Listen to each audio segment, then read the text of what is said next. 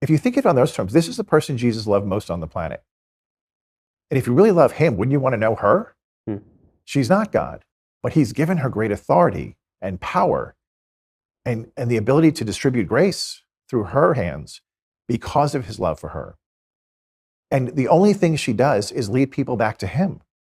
If they came to know that, they would be running to her, because the fastest way to get close to Jesus is to go through his mother, because he designed it that way, not because it has to be. He wanted it to be. This is the way he came to meet us, through her. And so he wants us to go through her to meet him, similarly going back. I think of the wedding at Cana, first public miracle of our Lord, and what happens? They run out of wine, and Our Lady says, hey, they ran out of wine. You go fix up the wine. And Christ says, well, what is it between you and me, woman? My time has not yet come. Uh-huh. And then she says, hey, to the steward, listen to him.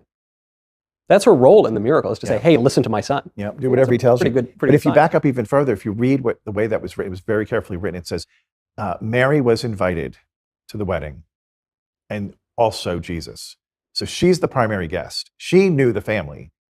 He was the add-on, because he was the child, even though he was grown.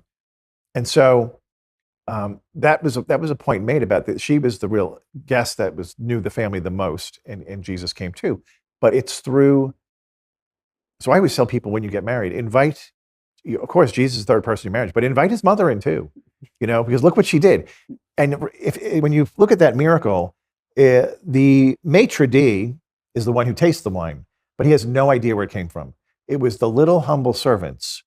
When he said, fill up these stone jars, it says they filled them to the brim. You know how much a stone jar would weigh that holds 30 gallons? It would weigh a lot. And so that I would be like, maybe he doesn't need the whole thing. Maybe we'll just fill it halfway.